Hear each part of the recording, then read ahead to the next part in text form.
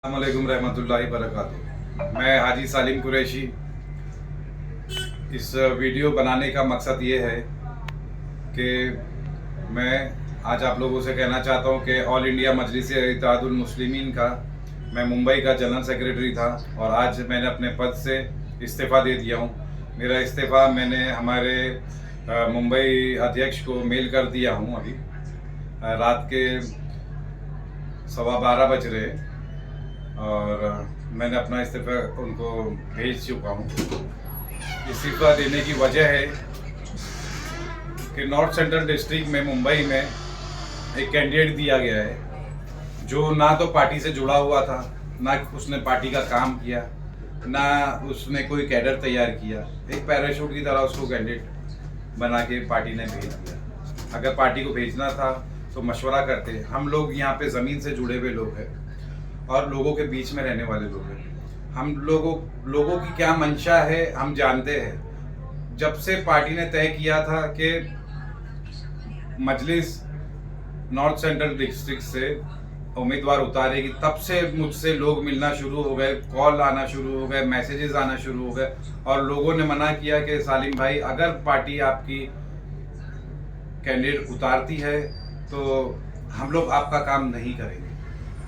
तो लोगों ने सरासर नकार दिया था कि मजलिस यहाँ से इलेक्शन लड़े। ठीक है, पार्टी चाहती थी लड़ाना तो वो लड़ाए, मुझे उससे कोई प्रॉब्लम नहीं। लेकिन मैंने मेरी बात रखा हमारे बम्बई सदर को कि आप इस पे कुछ एक्शन लो। यहाँ के कार्यकर्ता नाराज है, यहाँ के लोग नाराज है और लोग नहीं चाह रहे कि हम लोग इलेक्शन यहाँ पे लड़े।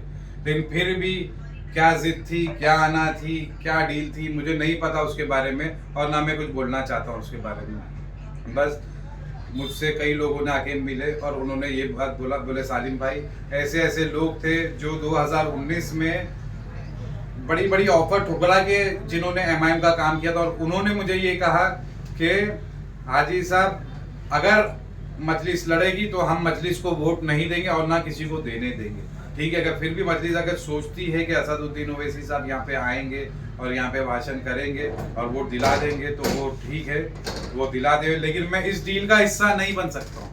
इस डील का मैं मातेहत हूँ या तो मेरे वालिद के या तो उलमा इकराम हो गए। आज उलमा इकराम ये कह रहे चीख चीख के मस्जिदों से बयान दे रहे हैं कि वोट उसको दो आप जो बीजेपी को हरा सकता है। लेकिन उसके बावजूद भी अगर हम हमारी कौम के रहबरों की नहीं सुनेंगे, हमारे उलमाओं की नहीं सुनेंगे तो फिर रोज़े महशर में मेरा गिरबान पकड़ा जाएगा। तो मैं नहीं चाहता हूं कि मुझे जिल्लत का सामना करना पड़े।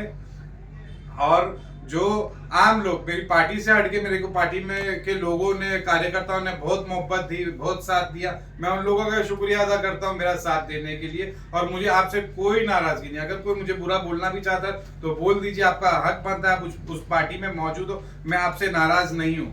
मैंने आपसे दोस्ती किया था, पार्टी में हम लोग एक दूसरे को नहीं पहचानते थे। मैंने आप लोगों से पार्टी में दोस्ती किया और दोस्ती में निभाऊंगा और मरते दम तक निभाऊंगा। मुझे आपसे कोई नाराजगी नहीं। आप हमारे मेरे दोस्त थे, है और रहेंगे।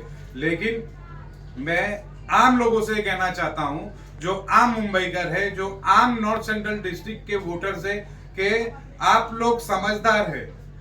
आज समझदारी का मुजाहरा कीजिए। आप लोग किसको वोट देना है बहुत सोच समझ के वोट दीजिए। ये वक्त बहुत कठिन है, बहुत मुश्किल वक्त है, बहुत मुश्किल हालात है। आज दुनिया भर के वीडियो बन रहे हैं और लोगों में सर्कुलेट हो रहे हैं सोशल मीडिया पे। मैं आप लोगों से कहना चाहता हूं आप सोच समझ के वोट डालिए। जो बीजेपी को हरा सकता है उसे वोट कीजिए। जो बीजेपी को हरा सकता है उसे वोट कीजिए, ना कि जज्बाती तकरीरों में सुन के अपना वोट को खराब करना। आप ऐसा कोई काम नहीं करना। मेरी आप लोगों से बस ये मैसेज भेजने का, ये मैसेज बनाने का, ये वीडियो बनाने का यही मकसद है कि मैं आज से आज़ाद हूं। और मैं आप लोगों को ये भी कहना चाहता हूं कि मैंने कोई पॉलिटिकल पार्टी नहीं ज्वाइन किया हूं। मैंने मेरे लोगों के बोलने पे ये पार्टी छोड़ा हूं, मेरे साथियों के बोलने पर ये पार्टी छोड़ा हूं। मैंने बहुत से लोगों से डिस्कस किया, हर कोई आज नाराज है मजलिस से। जो दिनों रात एक करते थे, जो मोहब्बत करते थे मजलिस से, वो लोग आज नाराज है। ये मैं चाहता हूं कि असदुद्दीन ओवैसी साहब आप इस बात को समझो। लोग नाराज है, लोग नाराज है आपसे। आप इस बात, आपसे हम मोहब्बत करते थे तभी इस पार्टी को ज्वाइन किए, लेकिन अगर आपको कोई परवाह नहीं है कि एक मजलिस का अदना सा वर्कर इस पार्टी को छोड़ के जा रहा है और आपको कोई फिक्र नहीं है मेरी, तो कोई बात नहीं। अस्सलाम वालेकुम लोगों, मैं अब फिर आपसे कहता हूं कि जज्बाती तकरीरों में मत आना। जो गलती मैंने किया 10 साल पार्टी को दिया, वो गलती आप मत करना।